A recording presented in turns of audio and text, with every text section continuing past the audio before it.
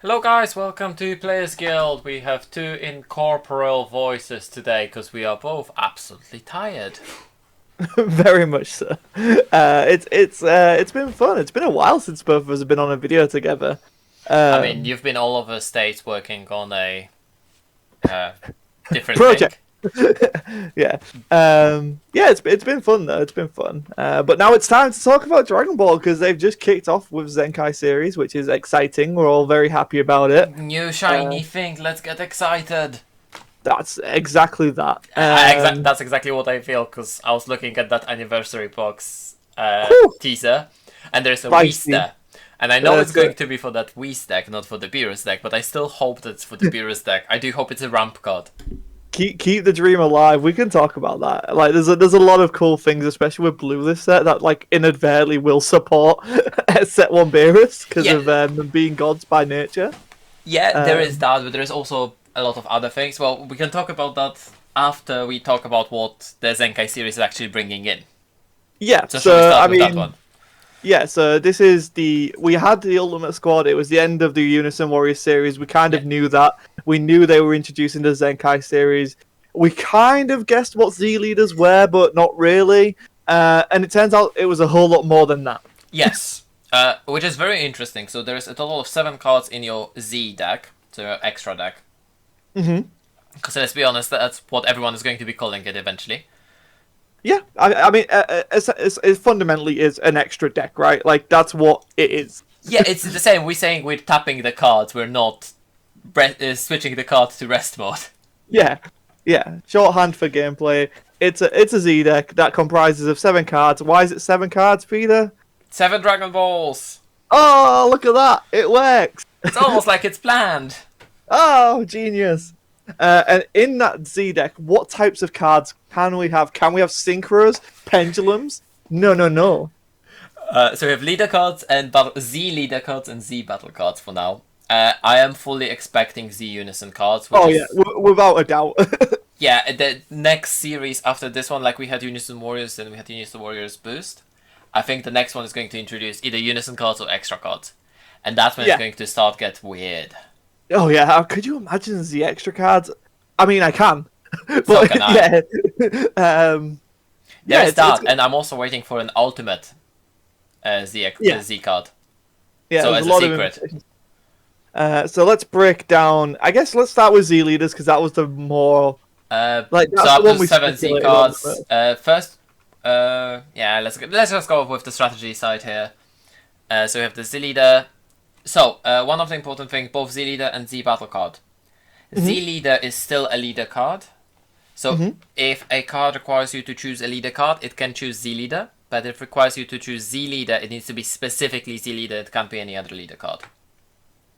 That makes sense. It's the same with Z battle. A Yeah. card, if a card says you need to choose a battle card, you can choose a Z battle card. But if it says you need to choose Z battle card, you can't choose, I don't know, off the top of my head, 1-drop blue from set 1. Yeah, that makes sense.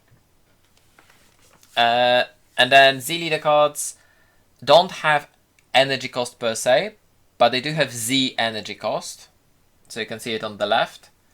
You can see there's a Z awaken. To Z awaken, you need to already be awakened, or rather, your leader needs to be facing back. That's an important one because Yeah, wish there are flip leaders, leaders. Yeah, launch, etc. yeah, yeah. The new General Red, right? That flipped Yeah, over. yeah. So all of those, it needs to be back facing up. Yes. We have a whole breadth of Z leaders already. We've seen ones that have 15,000 power. We've seen ones that have 20,000 base power. Hmm. Z Awaken is, of course, activate main battle. It's a keyword skill. And then you have additional effects on top, which we're going to talk about Gotenks probably in a moment.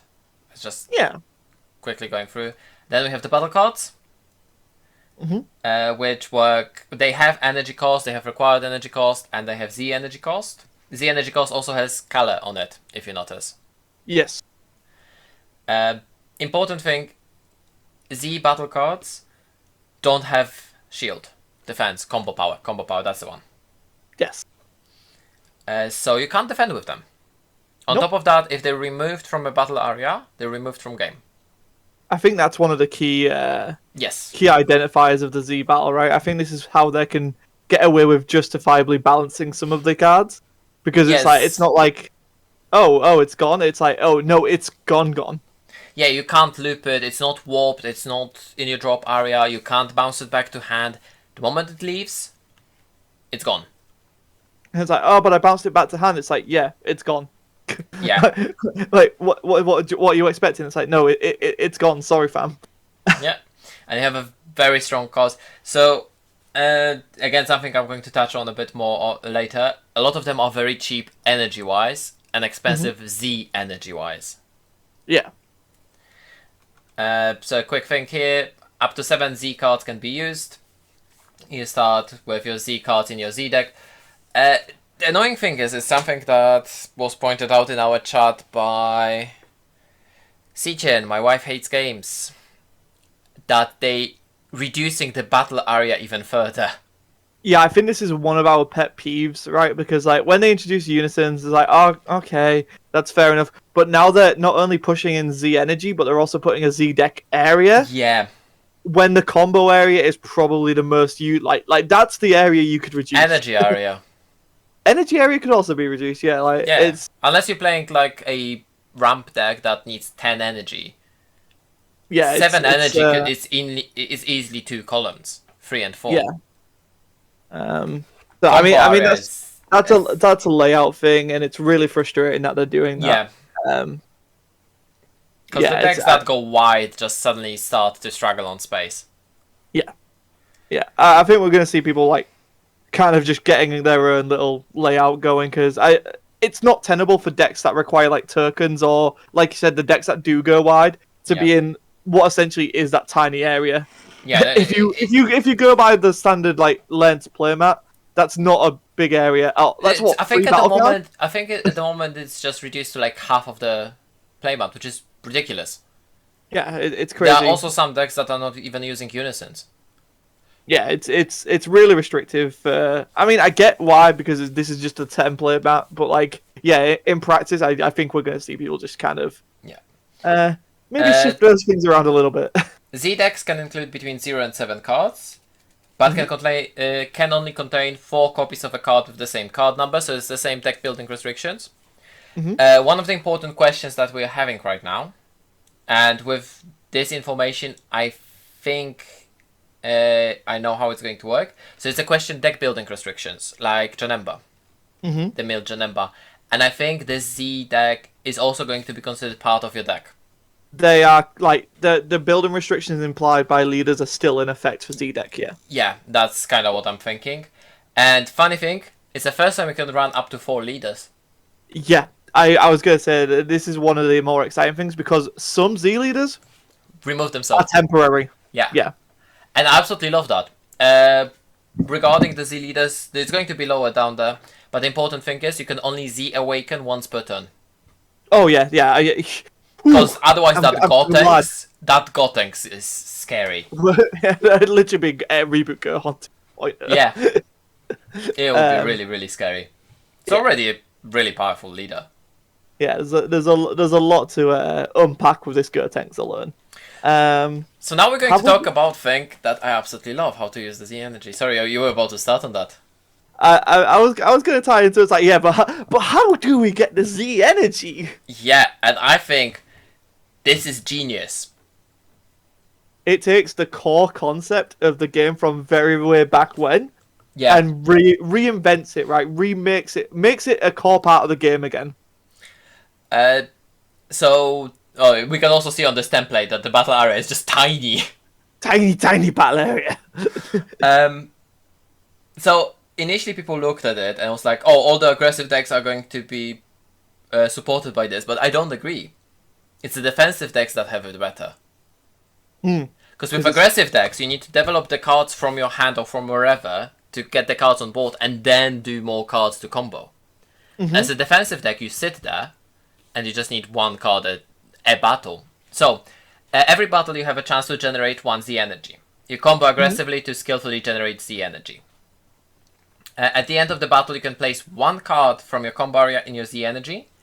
And cards are placed face up in your Z energy area. when paying Z energy cost, you can use any cards you like from the Z energy area. So there's a lot to unpack in here. First things first, I fully expect launch to get banned. Oh, really? Yes, because there's the launch that... Not the leader. There's the launch that combos herself from the drop. Oh, and then she goes to the warp if she combos from the thing? Yeah. Yeah. But you put her in the Z area. Yeah. And then you get her back in your drop area Yeah. once you've used her. Yeah, okay, I can see that. I think that's likely. I can see that. Because that's with every battle, and that's very defensive deck. So, what I was talking about, to get it aggressively, you either need to have a card that can attack multiple times, and then you still lose cards from hand there, usually for not much value. Or you go wide, and then you still need to spend cards from hand. Maybe some effects that let you combo more, that's fine. There's the Android 1718, isn't it? Yeah, I think so. But all the old blue cards that let you combo from the drop with the skills negated are suddenly way stronger. yeah, I didn't even think about that, actually. That's a good shout. There's a lot of cards like that just lets you combo with the skills negated from the drop. That's fine, I'll just get a free Z energy for nothing. It suddenly makes sense. But if you're defensive, you just have your leader. Oh, they're attacking you. They're going to combo to get the 10 or 15. Yeah, I'm just going to combo one card. I'm going to stop your attack and get the Z energy. Oh, you're attacking me again. I'll do it again. With the Baby Hatch reprint, I think blue decks might be actually quite good at this. I'm excited. You generate tons of Z energy. And we have this amazing ramp Goku leader, which is not here, but lets you pay, I think it was 1 blue and 1 Z energy to negate an attack of a battle card once per turn. And it's a 20k leader. Yeah, it's quite a lot. Yeah. And it's also critical, I think. Yeah, it's definitely one that I think initial impressions can very much be deceiving. Yeah. And the more thought that I've seen talked about, the more discussion that I've seen had on it. I think a lot calmer heads are prevailing here, and a lot cooler interactions and people just being like, oh, this actually does make some of those old decks super cool and unique, right? Yes, because then... I think that's my favourite part about the Z Energy system is, whilst, yes, there's going to be inherent legacy support, we've already seen that there's going to be inherent legacy support, but the fundamental aspect of this this mechanic really does play onto what the strength of the original mechanic was, which was, oh, comboing. Okay, how do we make this? I think. How do we? Yeah, and we said that with leaders, right? Like that's what our initial thought was how do you take something from the core part of the game and make it relevant again? And they've done that. They've done it twice, really, which is kind of incredible. Yeah, and there's a lot of things that you can do. There's a lot of old archetypes that like to combo. Just there's a lot of that just lets you generate that card advantage that didn't do anything in the past. It all depends on the Z cards they're going to print and how generic they can be. And so far, again, this is all caveated, and we do have to see things with time. Yeah, we only just started seeing. The support that we've garnered from like the anniversary box and what's in the set seems to be doing what the Unison series really tried to deliver on, but then couldn't, and then went in a different direction with. So, and I'm really here for it. Yeah, majority of the cards are specific enough to be generic enough, if that makes sense. Because we want to avoid another counterplay, right? The Unison counterplay situation. And I think the fact that a lot of these Z cards having deflect is very telling of that issue that they created with that. I will want to talk about the Z cards in a second. Just let's go quickly through the Z leaders.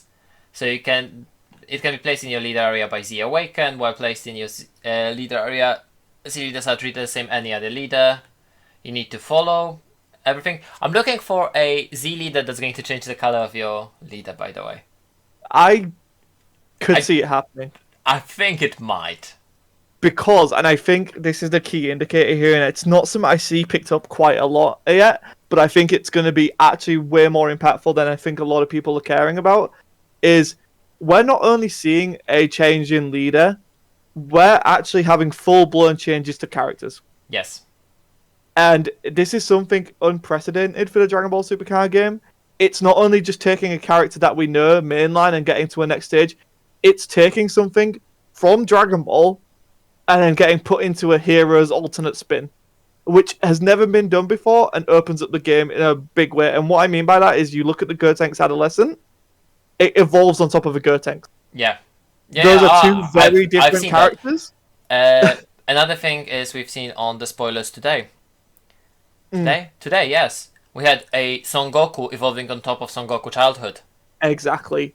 And this just opens up, like, if you want to boil it down to minimalism, right, you could take a normal Goku and take him to Super Saiyan Blue, right? Like, those are two fundamentally different characters that could end up happening. But then you can go to the extreme of it, where we are seeing, like, the Gotenks going into Gotenks Adolescence. We could essentially see, like, a Goku going into Goku GT. Yeah. Or like Goku Xeno, or, whatever. Yeah. Even Goku VR. Yeah, exactly. This kind of opens the door into so many different dimensions. Will they do it? It remains to be seen. But the fact that it's already happened has a lot more implications than I think a lot of us are really realizing right now. And kind of removes a lot of those restrictions that we saw with early balancing of Dragon Ball, which was, oh, well, we don't want to balance it, so let's just make it it's Goku and then a prefix or a suffix. And it's like, okay, then, well, that's how we balance it. It's like, imagine a Gohan deck now where you can take Gohan from Gohan in the Raditz Saga all the way through to Ultimate Gohan. Like, oh yeah, because Gohan we had tons, didn't we? Exactly. Like, a lot of Gohan has always been, oh, this would be really cool. Oh, it doesn't work with this Gohan. Yeah, because it's not adolescent, or it's not future. It's not childhood. Yeah, because there's that future tag. Exactly. And now all of that can essentially be put to one side and been like, fuck yeah, let's do a whole strategy of, okay, you've got this Gohan, you've got this super movie Gohan, and then you've got Gohan spoilers, which we'll not mention until like the movie's actually officially released. But yeah, like it allows so much terms of like character progression, and we're already seeing it. Like, we've seen a Mastered UI Goku as the Z leader, so can you imagine that just going on top of a regular base Goku? Like, that'd be amazing. Like, that's the thing also, right? It just says that it goes on top of a blue Son Goku, doesn't it? Mm-hmm. Isn't the Soul Striker Son Goku as well? Soul Striker is Son Goku, yeah. So you can take your blue original Soul Striker and then make it into Ultra Instinct. Like, how cool is that? Like, one of the coolest things about Awakening was it's taking your character to a different form and they're powering up. And then we're doing that again. But we're also breaking the confines of what's been established. Yeah, which is, I think the Zenkai was generally the concept from Heroes, wasn't it? Like the Zenkai boost and yeah, the crossing of between the timelines, wouldn't that be? Exactly. So no, it is the merging of timelines and the time breakers breaking those timelines. So I think, as an overall concept, I think this is something we shouldn't overlook and could have very exciting potential for the Zenkai series going forward. Like, and that's just the first set, right? Like, they could get super weird with it if they really wanted to. And now let's talk about Z battle cards, because I was talking to some of local players here in London, and as we were talking, something struck me. A lot of cards right now, because of the Z series, got ridiculously better. Have you thought that Dormant Potential is already a good card? I've heard that it's a quite good card. Maybe. What would you say if it can, on regular basis, remove a 20k body from the field at the same time as restricting your opponent's attacks? I'd say that's pretty freaking good. Because all of the Z battle cards cost 3, 2, or 1. All that incidental battle card removal for 2 or less is really powerful now. Because you're not removing... Oh, I get where you're getting at that, yeah. You're not removing a 2-drop that just has 10k power and drew a card. No. Or a 1-drop that has 1k power or something like that. you're removing a threat. Yeah, I could. Yeah, because the caveat is right. It's like you have to pay both of those costs. So okay, yeah, it might only be 2 energy, normal energy, but And yeah, like you said, it opens it up to, oh well, this card only removes 2 or less. This card is now really good. exactly. Yeah, shit, I didn't even think about that. That's actually genius. I was looking at this like, so suddenly the Omen potential got way better. I think that's why Deflect is there, and that's why all the cards have Deflect. Mm, Cause I can see that. there would be way too many counterplays for 2 drops. Oh yeah, yeah. Like there's like I think the counterplay thing is just the deflect is just because the counterplays are such an issue, right? Like everyone knows that. Like you No, go into making it. I think it's because they're so low. Cause majority of the time, the strong cards have higher cost to protect against those counterplays. Mm. Those, Oh, what like the big boss monsters is like, oh yeah, it's got deflect, or it's like, oh you can't activate cards in response to it, or this card's not affected by effects. Yeah, I get where you're coming from. and this, I think the Z cards actually do need that deflect way more than anything else. Because otherwise there would be no point in playing them. Because every deck can run a, any green deck is able to run the 1-drop counterplay for 3 or less, or 2 or less. It was Yeah, focused breakthrough. yeah, yeah. Those cards are good to get. Like Yeah, but seriously you get it interesting. because that's why they have deflect. That's why counterplay is not that good. But suddenly, shocking death ball is a value trap. Oh yeah, shocking death ball is a huge boon for decks. Also, like decks that just spin 4 or lesses, right? Like so, Yeah, blue 4 or kind of gets less, 2 or less. Suddenly, spinning is bouncing is really good. because yeah, it's not just oh I bounced your card. It's Yeah. I got rid of that card. Yeah, Like yeah, that's yeah. I didn't. I that is something I actually haven't considered. So that is a really good thing to point out. There, it's just like yeah, uh, a lot of some of them do have barrier, but a lot of them don't. yeah, they're A very lot of them vulnerable don't. to removal. Yeah, and I think that's intentional, right? It's like you can play them, so you're gonna get their effects, but yeah, Yeah, like these are cards that aren't gonna stick around. Like you're gonna want to deal with them, and yeah, and I think that is a really good way of making those old cards that like, oh man, it only bounces a 2 or less. It's like, oh man, this bounces a 2 or less now. yeah. Yeah, This is suddenly very valuable because it's 2 or less. Oh wait, I can just buy. yeah. It's like okay, the main thing they're paying is their Z energy, and I think yeah, I'm one of those people. I overlooked the fact that yeah, these are just 2 cost cards. Yeah, In terms of what the original cards will be checking. I'm sure we'll get cards that do check Z energy, but yeah, right I now, hope not. But one thing I sincerely do hope we're not going to get is something that's going to be taxing the Z energy. oh, that would be annoying. Yeah. That would be annoying. Yeah, because I don't think Z energy can be rested. No, it can't. No, because you don't tap it. You send it to the drop. Yeah, so yeah. Because I think someone asked about Riposte Freezer and was like, no, you can't rest them. No, you can't rest them. Yeah, because that would be a good out to Riposte Freezer. Actually, it's just like, I'll rest my Z energy. Okay. Yeah, it it's does the nothing. same as you can't rest your life, right? That's true. Yeah, that's true. So yeah, I think we've kind of covered the basics and what the implications is. So overall, like, I think there's one more implications we need to cover. which is I don't want to be negative, but Mhm. Dragon Ball has a very high skill floor. yes, You need to understand a lot to start playing the game. If you just play with the starters, you really don't get much of it. Mm. And especially if you play against a player who knows what they're doing, it's not a fun experience. no, I think we have got to the point where Dragon Ball can be compared as being as like dense as Yu-Gi-Oh to get into at this point. Yes, and that's Uh, exactly the point I was getting at. Yeah, I think that is one huge issue. Even with these new stars, even with the demo days, I think there is we already passed that point of no return a while ago. I think, Yeah.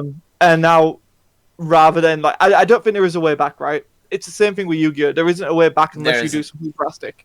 Yu-Gi-Oh! Needed to make a brand new spin-off game to try to get new players. Yeah, The way you and- introduce someone to Yu-Gi-Oh! Right now is you don't tell them how to play the game. You give them a deck, you explain to them 2 basic combos in that deck, and then they pick it up on their own in the next 2-3 weeks playing locals. And I genuinely think that's the approach we're going to have to take with Dragon Ball, which Yes. I know is already tough because Yu-Gi-Oh! Is an established franchise for 20 years. Yes, Dragon Ball's made it to 5 years, but the pandemic did hurt Dragon Ball a lot. Yes. Um, It's But I cool. do- The Z deck is cool, but the Z deck is cool for us, for the players that are already playing. But if you think to an outsider looking in, this is just another mechanic on top of already convoluted mechanics. And let's be honest, we think that combo is absolutely amazing because it is. Because we understand the combo, because we know how to value the cards, we know how to calculate it, we know all of that. But to someone who's just sitting down to the game, they think, oh, combo is cool. But usually when I was trying to teach someone is, why would I combo? Yeah, because it's a card minus from hand. It's like, yeah. Exactly.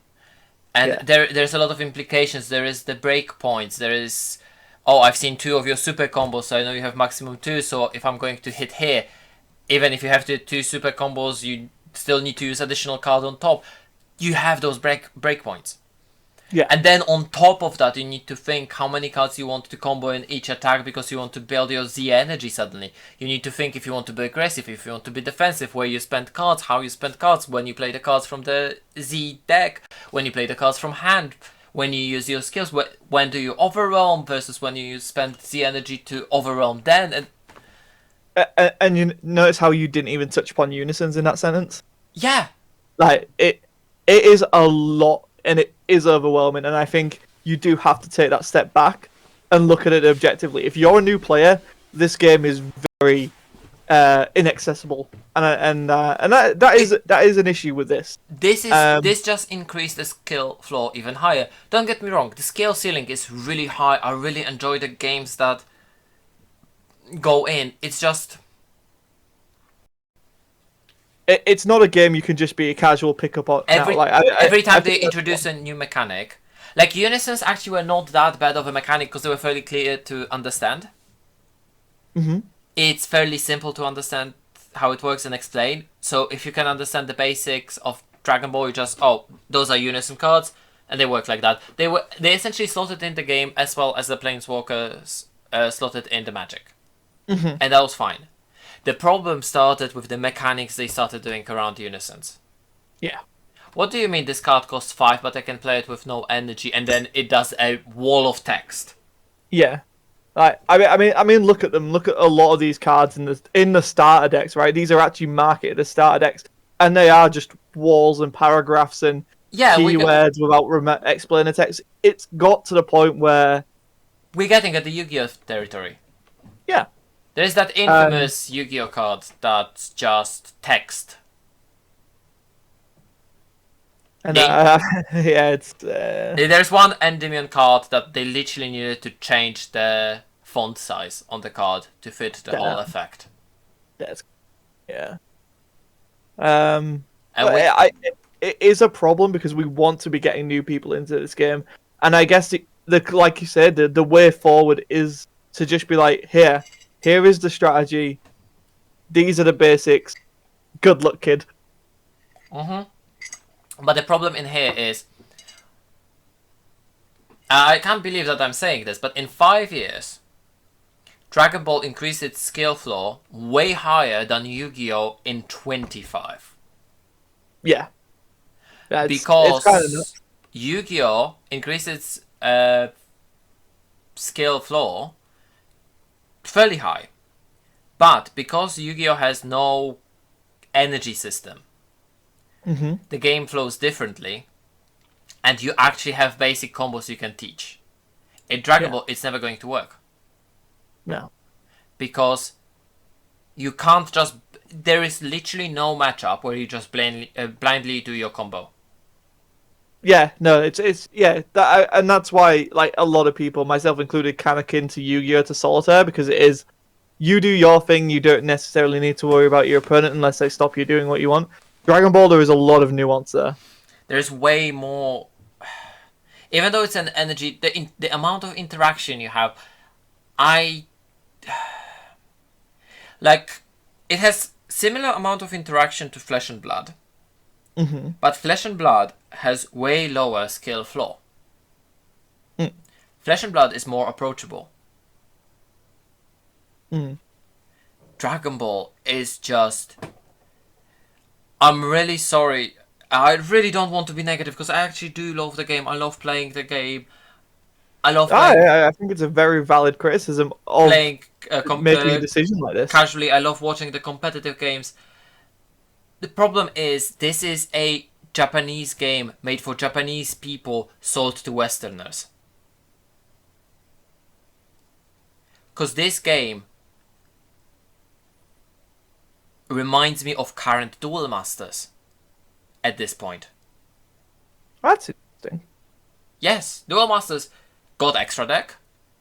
Mm-hmm. Duel Masters is way out of what we remember in here. Duel Masters still keeps on going out in Japan. When they got the extra deck, it just became so weird. They can play battle cards, their creature cards during opponent's turn. And we're not talking about shield triggers.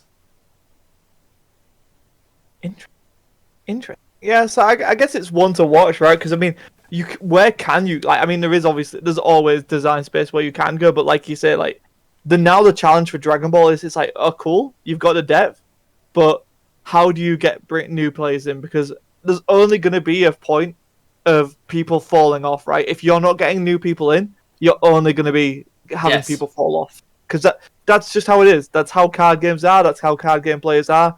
Like, you need to be getting as many, if not more, new players in than the people who are falling off your competitive scene. I think that this might actually bring back some players. In terms of competitive, I know we've already seen people like Sandy who are like, well, yes, this is more power creep. Yes, this is more convolutedness. It's like, this made me want to pick up a deck and build one again. Yeah. It's So a I think new shiny thing because this deck is going to do exactly what the extra deck did initially in Yu-Gi-Oh! It allowed rogue decks to play. As long as you can make consistently plays with that extra deck, which in Dragon Ball is not that difficult if you plan your deck, it made me No, I mean sound... we've seen Rogue happen countless times without this new mechanic. So Yeah, exactly. But in here, this mechanic is going to make it, you get access to more powerful plays in the rogue deck. yeah, It made me think of, maybe there will be something for Beerus or for the Black Shenron leader. that isn't just a unison which already takes up and is fighting for slots in your main deck. Exactly. It's something, Yeah. because I think this would be if I can find some decent blue cards for the Z deck, or ideally a new Awakened leader, I'll be more than happy to build the Beerus again. Because this is going to give me some additional cards that I need. Yeah, it's going to be very interesting to see where this goes and how they like. So for example, like Z2, we can kind of guess that it's going to be a lot of the movie focus, right? Like a lot of focus will be on the movie by that point because the movie will have released in Western cinemas. Like everyone will be on the same page, so I guess that's where it'll be. And I imagine that's going to be like what Destroyer Kings was, which brought in a lot of outside attention. Possibly.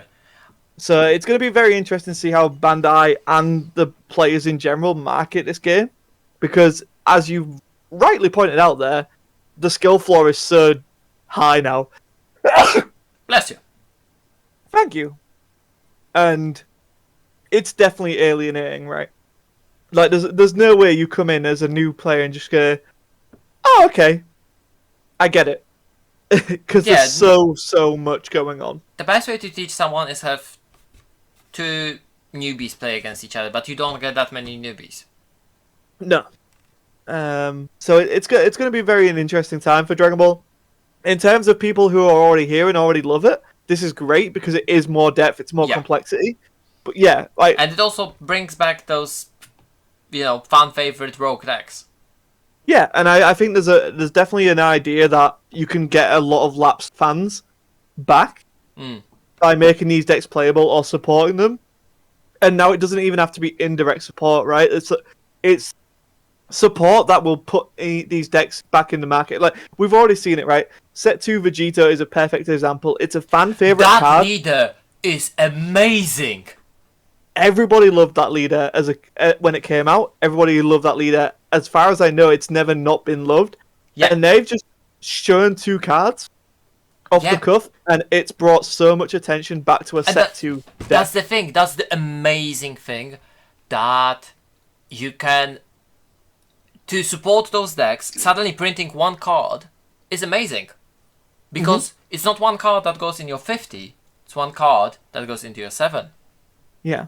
And it also solves the problem of having to reboot every single leader that people want to see back. Because it's like, okay, well, you don't have to worry about that now. I mean, some leaders, fair, getting a reboot. We were always, every time they were announcing reboot leaders, we were always putting our bets on the Vegeta leader. Remember? Yeah. Every single time they announced a reboot, every single time we were like, yeah, it's going to be Vegeta finally, it's time finally. They never rebooted it. They just gave it a new Awaken side. Yeah. And I'm all here for it. I'm all here for it in terms of as a player, as a fan of the game. But as we also, as creators, need to kind of look to the future and look how we can make this more accessible to new players. Because at the end of the day, if we're not getting new players in, that's going to be the end of the game. So it's going to be one of those things. It's going to be a tough thing. But we're hopeful. And as we've seen by a lot of you guys supporting the reveals and stuff, like, we're not going anywhere. We might be a bit slower to produce content, but we're definitely here and we're definitely playing a focus for the Zenkai series. We got our hole sorted again, so there might be some announcements. Expect us to be trying to at least, do our own thing. We've always been kind of the black sheep, I guess, is us trying to find our own way through the market. It's hard to support a game that can't support you because you're not a brick and mortar store, right? Yeah. But that's never stopped us in the past. It's not going to stop us as long as this game's going. We also love Digimon. We also are very excited for One Piece. There's a bunch of great stuff. I mean, obviously I'm biased. I work on AKORA. AKORA is going to be fun. And so if you like card games, if you like games in general, Players Guild is the place to be. And I'm finally moving in 2 weeks, and I'm going to finally set up a proper studio in my flat. Woo! The pandemic era of Players Guild is over. Yes, we're finally going to start doing in-person stuff, and we're going to increase the quality. We're going to finally start getting some in-person gameplay on the channel. Which is something I know we've both been kind of gagging for. It's great playing on Untap, it's great doing all that stuff, but there's just nothing that beats sitting down across the table from a friend and just having a good time. Exactly. And so, we want to share that with you guys, and hopefully you'll come along for the ride. So if you have any thoughts on the Zenkai series, whether it's the new mechanics, whether it's how we can help bring new players into this game, or whether it's just about card games in general, let us know in the comments below. I've been Scott Sedman. I've been joined by Loki Smith, and we'll see you next time.